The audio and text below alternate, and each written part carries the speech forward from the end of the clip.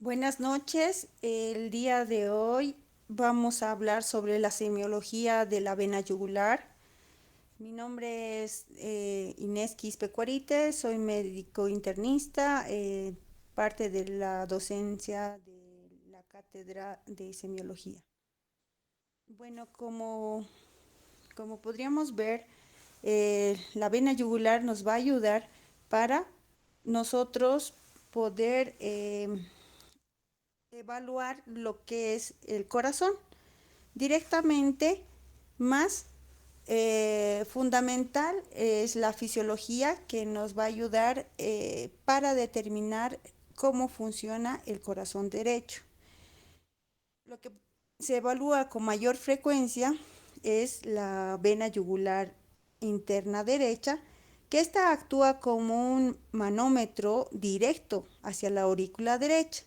Como ven aquí en la vena yugular derecha, que se va directo a la aurícula, a la aurícula, a la aurícula derecha, en la que esto nos va a ayudar a saber cuáles son las características de la aurícula derecha. Más que todo, usamos la aurícula derecha, ¿por qué? Porque el trayecto es rectilíneo, no va a haber válvulas que funcionen y que ah, puedan dar distintos tipos de ondas, de presiones a nivel del ciclo cardíaco. La que es más directa es la vena yugular derecha, por lo que nos va a ayudar a que hagamos una evaluación de la presión venosa central. ¿Cómo nosotros vamos a evaluar la vena yugular y la presión venosa central?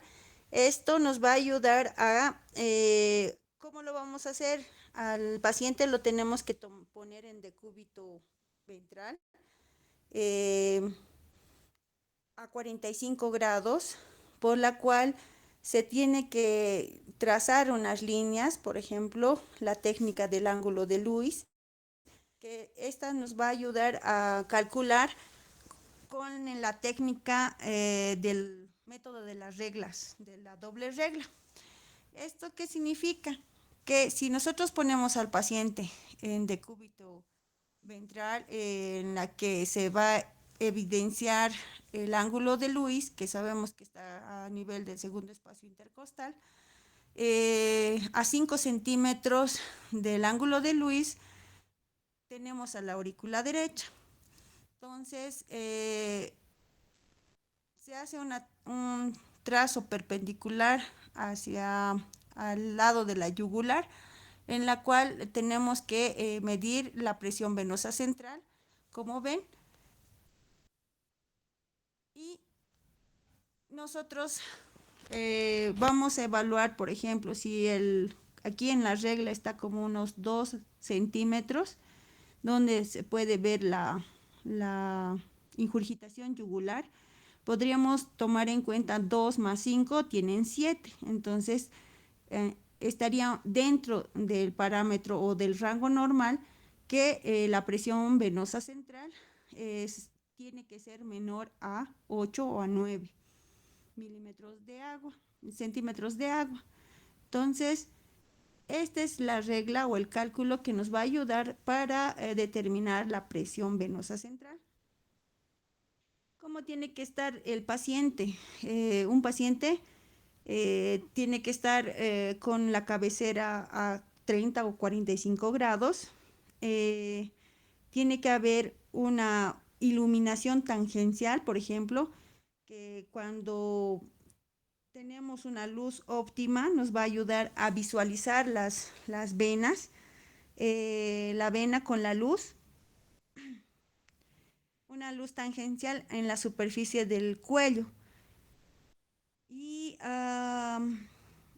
el, en la cual esto nosotros vamos a encontrar algún tipo de variantes, por ejemplo, en el posicionamiento para el ajuste del ángulo. Cuando un paciente está con hipovolemia, El paciente tendría que estar sin eh, sin ningún declive, tiene que estar horizontal, por la cual baja hasta cero para hacer visible el menisco yugular con bajo volumen. En caso de pacientes que son estándares, que en la cual no tiene hipovolemias o hipervolemias, el ángulo tiene que ser de 35, de 30 a 45 grados y se debe elevar la cabeza girada hacia el lado izquierdo levemente, sin hiperflexionar o hiperextender. Y en otro caso es cuando el paciente hay sospechas de hipervolemia o datos de sobrecarga hídrica, por ejemplo, cuando hay una insuficiencia cardíaca. Estos pacientes tienen que estar casi sentados de entre 60 a 90 grados para poder encontrar este tope de oscilamiento. ¿Cómo tenemos que nosotros diferenciar el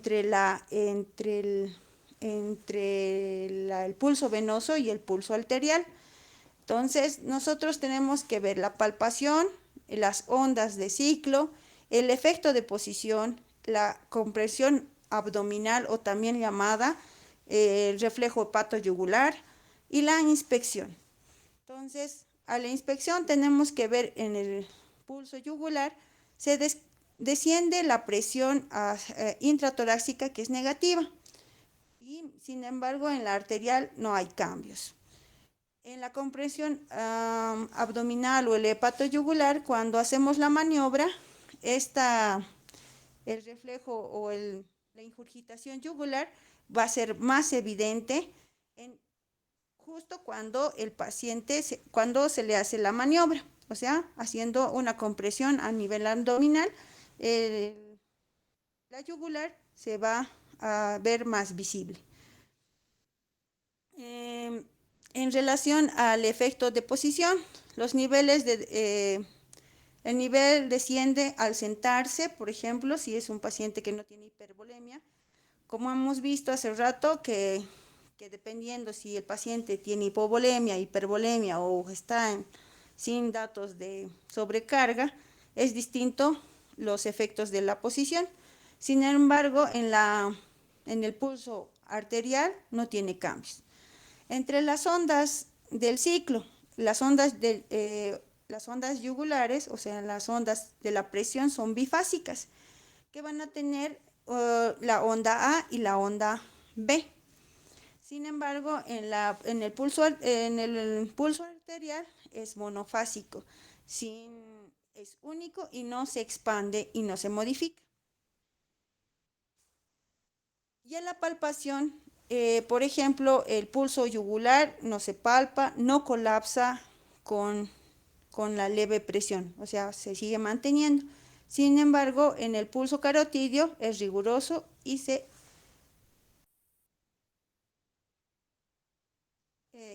extingue, por ejemplo.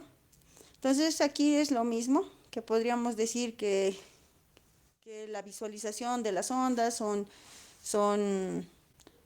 suaves, difusas, bifurcadas, las dos ondas como la A y la B. La otra es enérgica, expansiva, que solamente es una sonda. La posición que ya habíamos visto. La presión abdominal, que es el aumento del reflejo yugular o de la yugular, de la ingurgitación yugular, que va a ser el reflejo hepatoyugular, por ejemplo. Entonces, en las respiraciones, por ejemplo, en la yugular desciende con una inspiración profunda y en la carótida no se altera en las respiraciones. Aquí vamos a ver sobre la morfología y la génesis de las ondas. Por ejemplo, en la vena yugular vamos a tener distintas ondas, que van a ser la A, la C, la X, la B y la Y.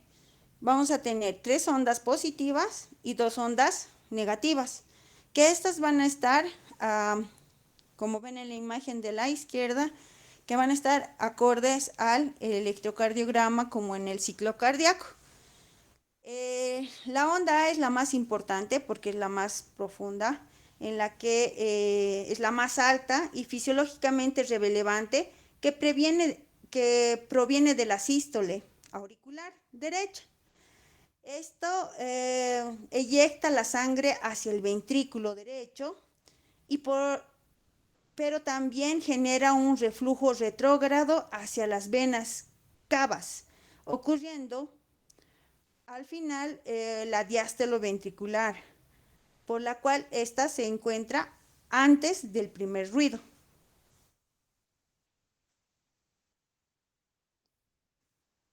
Aquí vemos la onda A, la onda C, que es un poquito más. eh, la onda C, por ejemplo, es una deflecación pequeña, por ejemplo, si ven aquí en el libro de Argente, no se le, no se le pone como una onda C, si ven es una deflecación que es pequeñita, en la cual esta es poco visible y nos muestra el inicio de la sístole ventricular o la fase isovolumétrica. Y esta causa el abombamiento de la aurícula, de la válvula tricuspidia, así como el interior de la válvula, de la aurícula que está causando un abombamiento de la válvula tricuspidia.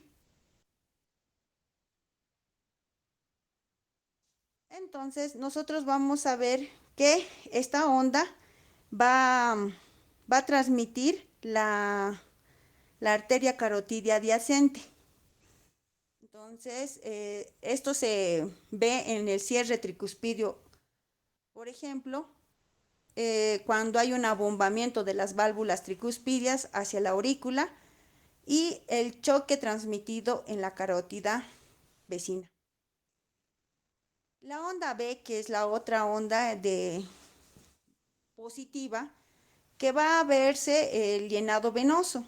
Es el retorno venoso pasivo mientras la válvula tricuspidia permanece firmemente cerrada durante la sístole ventricular. Y esa es la sístole ventricular tardía. Esto nos va a reflejar la acumulación progresiva de la sangre a la aurícula derecha durante la sístole ventricular tardía. Este momento, la válvula tricuspidia permanece cerrada y la aurícula se expande pasivamente hasta el retorno del retorno venoso sistémico. Entonces, como ven en la figura, se ve que el retorno venoso pasivo de la válvula tricuspidia, tanto como el cierre eh, de la válvula tricuspidia y también de la sístole ventricular tardía. ¿Cuáles son las otras ondas? Que son las ondas negativas, como ven en la figura, que está entre el ruido 1 y 2. Por ejemplo, es la onda X, que esta va a ser la relajación de la aurícula, por la cual se ve la presión intraauricular, hay combinación de la aurícula relajándose y el piso tricuspidio traccionando hacia abajo, como ven en la figura. Y esto más que todo se ve en el ventrículo derecho. Ya, y la onda Y, o también llamada de vaciamiento auricular, en la cual se ve la válvula tricuspidia, iniciando la diástole y la sangre acumulándose, la cual cae bruscamente en el ventrículo derecho.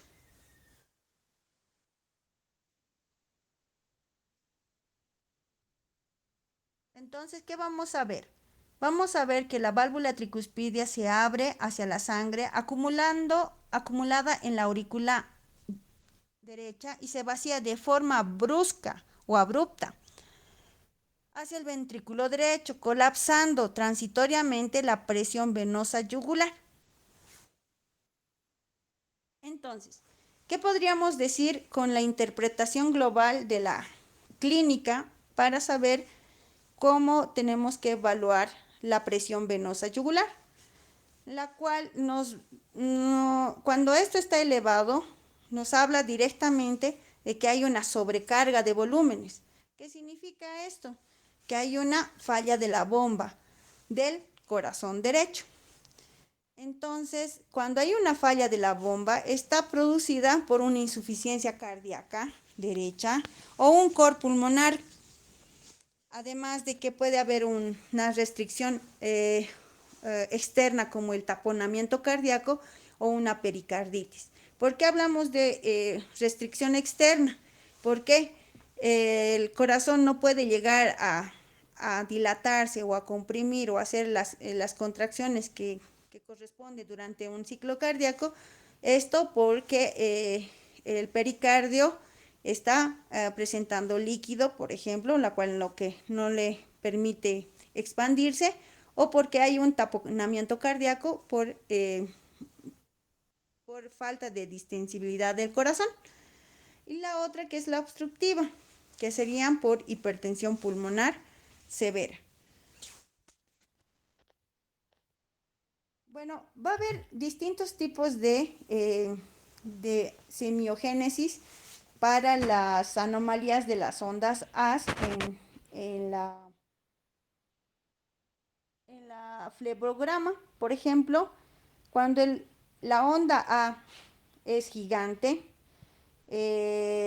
nos puede mostrar patologías como la estenosis tricuspidia o una hipertrofia también en el corazón, así como también una hipertensión pulmonar severa. Como ven aquí, la primera onda es mucho más amplia, más grande o picuda. Y la onda A cañón, por ejemplo, que esta es intermitente, la aurícula se encuentra en la válvula tricuspidia cerrada durante la sístole ventricular, y esto nos puede dar directamente eh, por más que todo en la distorsión auriculoventricular y en bloqueos auriculoventriculares completos como taquicardias ventriculares. Entonces, esto, por ejemplo, si hay este tipo de ondas, el paciente ya estaría en, en una taquicardia ventricular, ya estarían con un ritmo de paro cardiorrespiratorio. Entonces, cuando hay ausencia de la onda A, esto no hay contracción de la aurícula, en la cual se puede combinar. Y como también hemos visto en el electrocardiograma, no hay onda P. Entonces, la onda A está a la par con la onda P, por la que esto, si no contamos con la onda, significa que no tenemos onda P. Y esto nos lleva al diagnóstico de una fibrilación auricular, por ejemplo, porque hemos visto ya en el electrocardiograma que al hacer la lectura del electrocardiograma, los pacientes que no cuentan con onda P, que sea irregular, pueden tener una fibrilación auricular. Y la otra, que es las ondas B gigantes que tenemos, que sería la otra onda, que sería la onda B, es donde la válvula no se cierra y el ventrículo eyecta la sangre hacia la aurícula. ¿Qué significa? Que hay una insuficiencia tricuspidia severa. Entonces, esas son las manifestaciones o los diagnósticos presuntivos que podemos tener cuando hay este tipo de alteraciones en estas ondas a nivel eh, de la vena yugular derecha. Y como repaso, podríamos decir que este es el patrón normal que hemos visto, que están las ondas A, la onda C, que se ve poco visible, que es un promontorio simplemente, y luego viene la onda X, que sería negativa, eh, que si ven ahí que la onda A y la X está antes del primer ruido, y como hemos visto que las ondas gigantes nos van a mostrar una resistencia aumentada en la aurícula derecha, por la cual van a estar causadas por una estenosis tricuspidia, una hipertrofia del ventrículo derecho, una miocardiopatía y también hipertrofias, ¿no? Así como también las ondas de cañón, que estas ondas de cañón están producidas por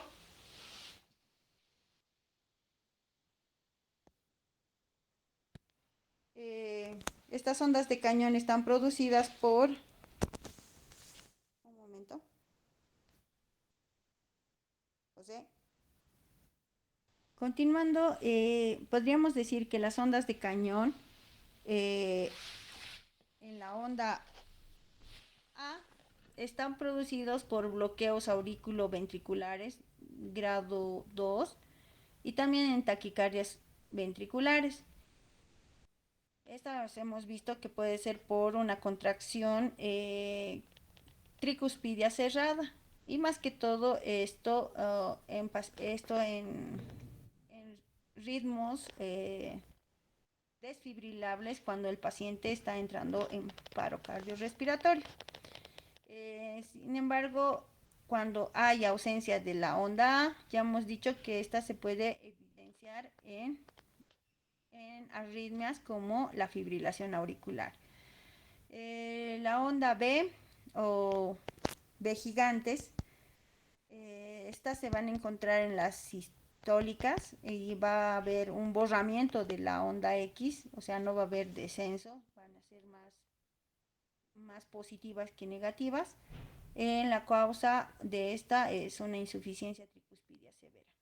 Entonces, como datos clínicos especiales que podemos tener es que hay el signo de Kussmaul, que esta va a ser una elevación paradójica de la presión venosa yugular durante la inspiración. Esta está producida más que todo en pericarditis constructiva. Y el reflejo hepatoyugular o el reflejo abdomino-yugular, esto va a elevar más o menos unos 3 centímetros sosteniendo por 10 a 15 segundos ante la presión a nivel del abdomen y nos va a dar el diagnóstico de una insuficiencia cardíaca congestiva. Entonces ahí vemos los dos reflejos que habíamos